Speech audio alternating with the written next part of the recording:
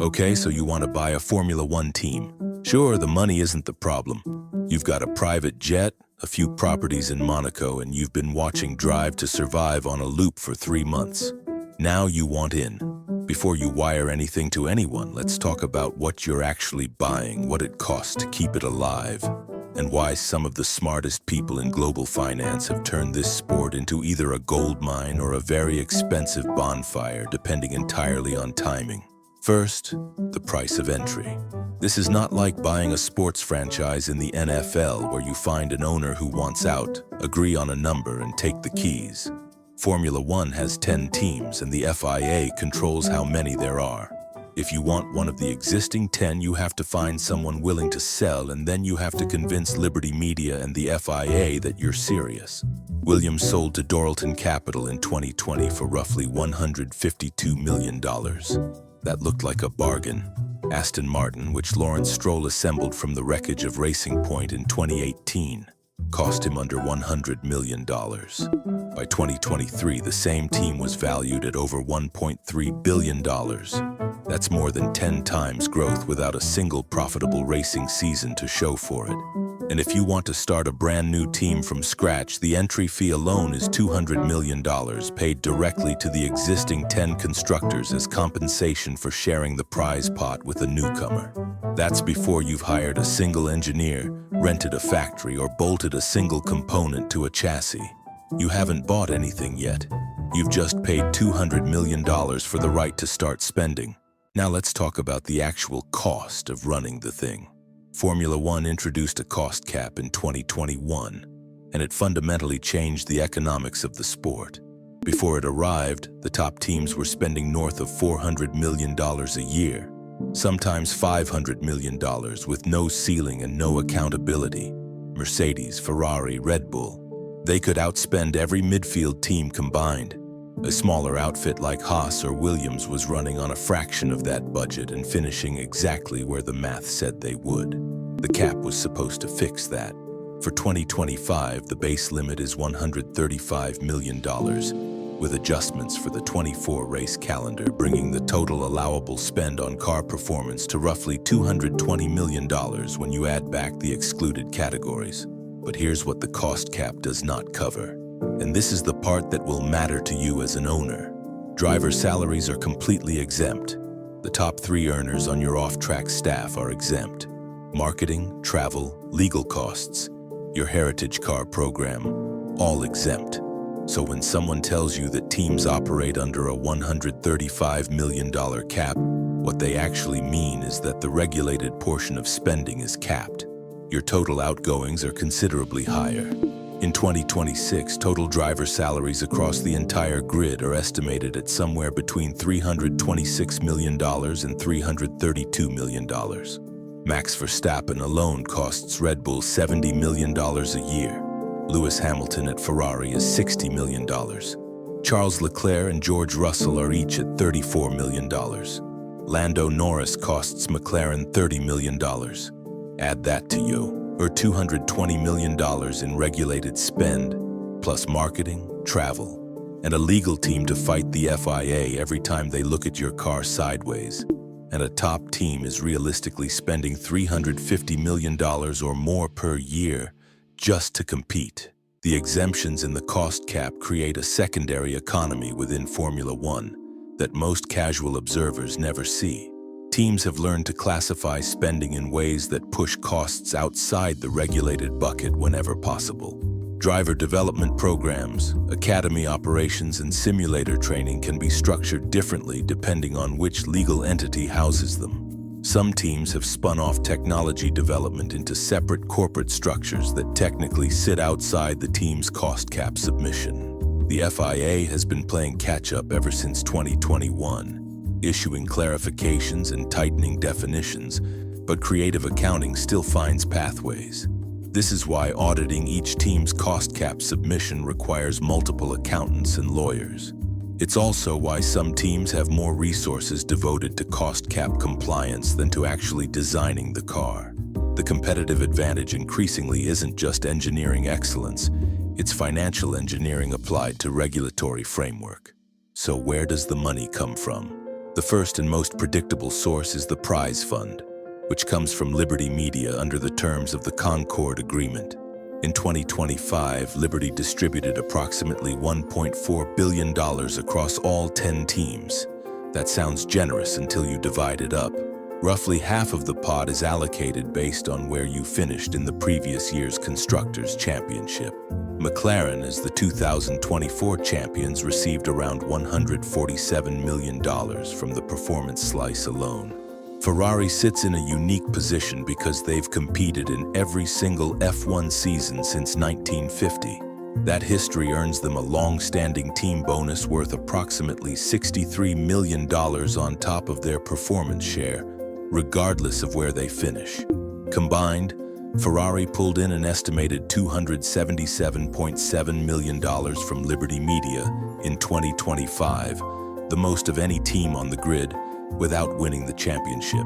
Now, what does a midfield team at the back of the top six actually receive? Somewhere between $80 million and $120 million from the prize fund, depending on that year's championship result. If you just bought a struggling team expecting prize money to cover your costs, you're already in trouble. That money barely covers your regulated spend, and you haven't paid your drivers, your factory staff, your travel bills, or your legal costs yet. This is why sponsorship isn't optional. It's the difference between surviving and not. Sponsorship is how most teams actually make the economics work, and the gap between teams at this is enormous. McLaren in 2025 had 53 active commercial partnerships generating over $148 million in sponsorship revenue. Their top partners included Google at $40 million per year, British American Tobacco at $30 million, and OKX at $25 million annually. MasterCard signed a deal starting 2026 reported at £74 million per year. When you add that sponsorship income to the prize fund and your McLaren, the total picture starts to look reasonable. But you are almost certainly not buying McLaren. You might be buying a team that generates $40 million in sponsorship, takes home $90 million in prize money, and spends $280 million a year. Do the math yourself. Sponsorship complexity extends beyond simply securing title sponsors. Activation clauses in sponsorship deals often tie bonuses to performance metrics. If you finish in the top 3 constructors, certain sponsors pay premiums. If you win a race, others trigger performance bonuses. A team that wins 6 races generates substantially different sponsor payments than one that wins 0, beyond just the prize money.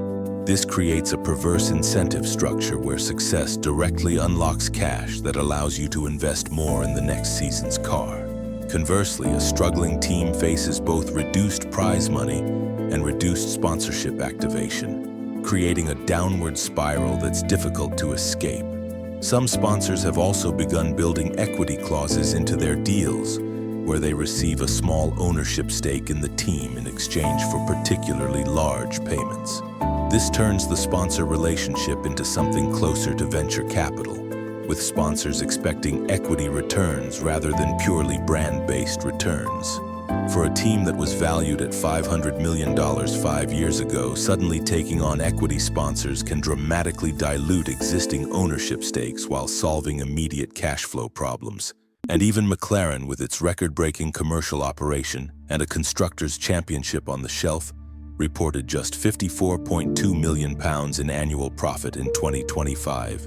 The entire team was valued at roughly $2.65 billion in the deal, where Mumtalakat and CYVN Holdings bought out the minority shareholders in September 2025. So you have a business generating £54 million a year, valued at $2.65 billion. That's a valuation multiple that makes Silicon Valley startups look conservative. What are investors actually paying for? They're paying for the brand, the global reach, and the upside. Formula One's audience has grown from around 400 million to over 700 million people in the span of a few years, driven in large part by the American market and media exposure. That kind of reach is what justifies a valuation that has nothing to do with earnings. It's the same logic that makes a Premier League football club worth $2 billion even when it runs at a loss year after year. The asset isn't the profit, the asset is the platform. But you still have to fund the losses until the platform pays off. Williams posted 5 consecutive years of losses despite revenue growing 38% in 2024. How does that happen? Because costs grow faster than income when you're trying to climb the grid. You hire better engineers. You invest in wind tunnel time and simulation. You sign a driver with enough reputation to attract sponsors, and that driver costs you more than the sponsors bring in for the first 2 seasons. This is F1's fundamental trap. Revenue can increase dramatically while losses continue to mount, because every dollar of incoming revenue triggers a decision to spend more on performance, and performance spending is exactly where you can turn a $100 million investment into a tenth of a second per lap. The trap becomes more acute when you consider the technical regulations.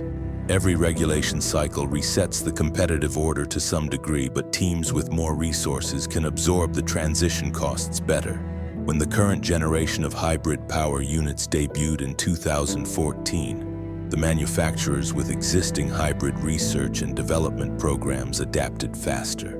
Mercedes' road car experience translated directly to engine dominance that lasted through 2020.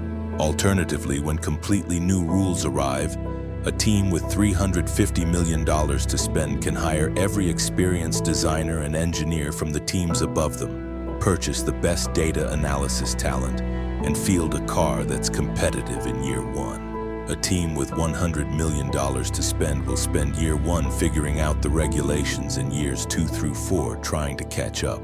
By the time they're competitive, the regulations change again and the cycle repeats. The cost cap was supposed to prevent this runaway advantage, but it's proven difficult to enforce at the level of hiring top talent, who command salaries that don't always fit neatly into regulated categories. Here's another thing to keep in mind. Not all teams are structurally equal, and this changes the economics entirely. When Mercedes develops a new hybrid power unit, that cost gets spread across millions of road cars sold by the parent company. The F1 team functions as a marketing department, a research lab, and a prestige generator simultaneously.